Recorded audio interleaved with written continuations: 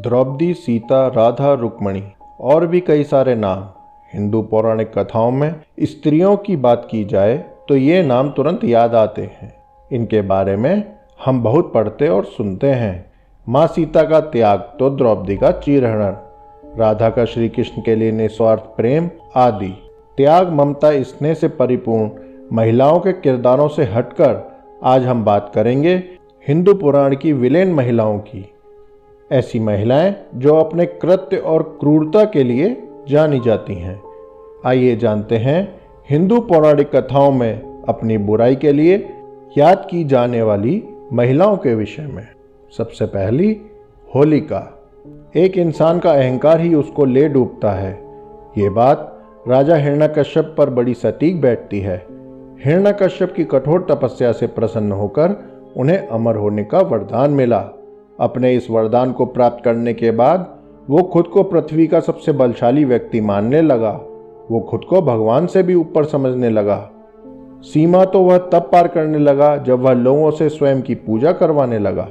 उसका खौफ लोगों में इतना था कि लोग डर से उसकी पूजा करने लगे। इस भेड़ चाल में हिरण्यकश्यप के पुत्र ने शामिल होने से इनकार कर दिया। उसके पुत्र प्रहलाद ने उसकी हर आज्ञा मानी सिवाय उसकी पूजा करने के। दरअसल बालक प्रहलाद भगवान विष्णु का परम भक्त था। वो दिन रात विष्णु जी की आराधना किया करता था। वो सिर्फ उन्हें ही अपना प्रभु मानता था। ऐसे में वो अपने पिता की पूजा करने के लिए तैयार नहीं हुए। इस बात से हिरण्यकश्यप आग बबूला हो गया। उसने बालक प्रहलाद को मारने के असफल प्रयास किए। हर बार उसकी कोशिश नाकामयाब हो जाती। इस बार हिरण्यकश्यप ने एक तरकीब सोची। उसने अपनी बहन होलिका के जरिए अपने बेटे को मारना चाहा। दरअसल होलिका को वरदान प्राप्त था, उसे अग्नि जला नहीं सकती। इस वरदान के घमंड में होलिका जब बालक को अपनी गोद में लेकर अग्नि पर बैठ गई, उसे लगा कि वह तो बच जाएगी और प्रहलाद का काम तमाम हो जाएगा। लेकिन जैसे ही आग लगाई गई, होलिका की गोद में बैठे प्रहलाद ने भगवान विष्णु का नाम जपना शुरू कर दिया। इस दौरान एक चमत्कार हुआ। वरदान प्राप्त करने वाली होलिका तो आग में जल गई, जबकि बालक अग्नि से भगवान का नाम जपते हुए सही सलामत आ गया। यह देखकर सब हैरान रह गए। दरअसल होलिका को अकेले अग्नि में न जलने का वरदान था, जबकि वह इस बार प्रहलाद को लेकर बैठी थी। होली मनाने के पीछे भी इस कहानी को माना जाता है।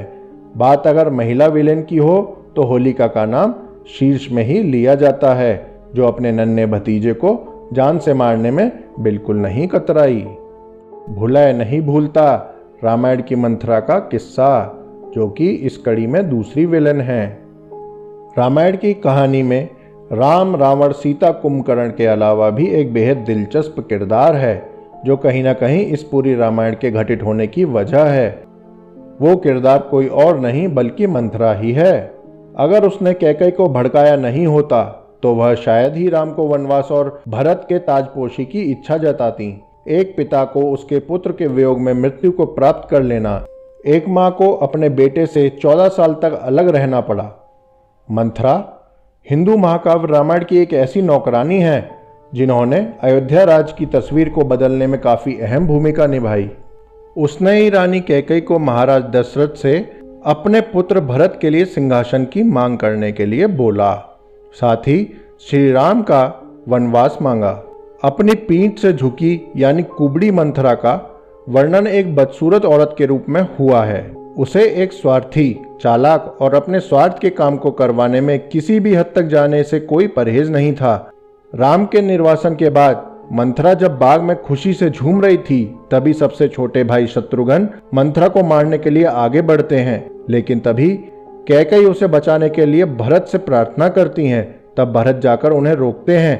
कहते हैं कि उनके बड़े भाई यानी कि राम जी को कभी इस बात से खुशी नहीं हो सकती।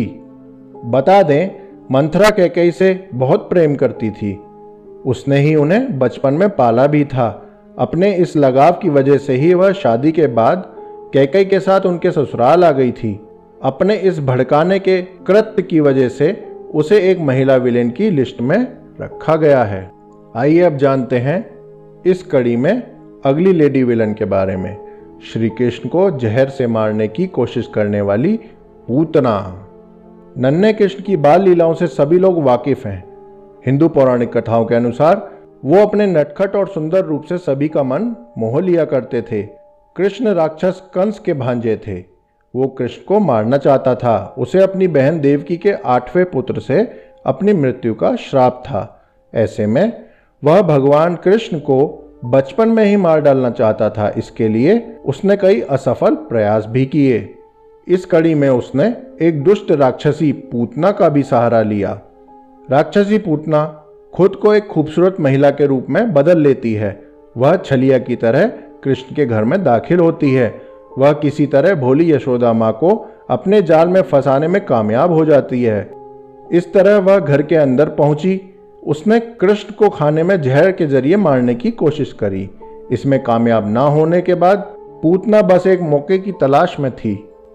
उसने जैसे ही नन्हे कृष्ण को अकेला देखा, वो उनका अपहरण करके बाहर भाग गई।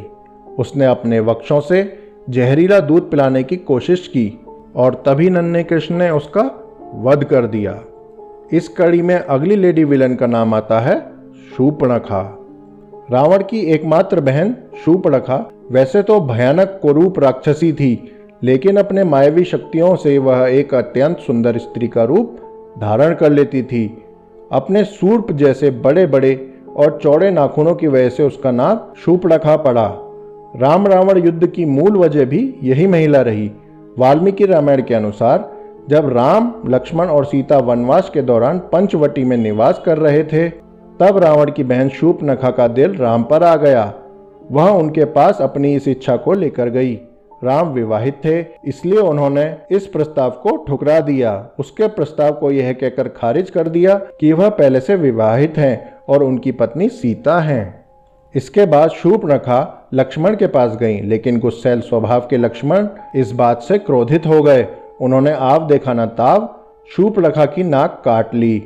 स्वयं को अपमानित महसूस कर रही वह रोते हुए अपने भाई रावण के पास पहुंची और अपने अपमान का बदला लेने को कहा, जिसके बाद का युद्ध तो सर्वविदित है ही।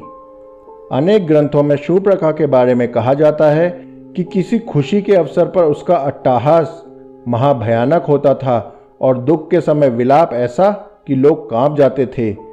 इस तरह इन पौराणिक कहानियों में शूर्पणखा का नाम भी शामिल है। इस लिस्ट में कई और नाम भी शामिल हैं, लेकिन ये विलेंस कुछ ऐसी हैं जो आज भी अपने छल और क्रूरता के लिए जानी जाती हैं।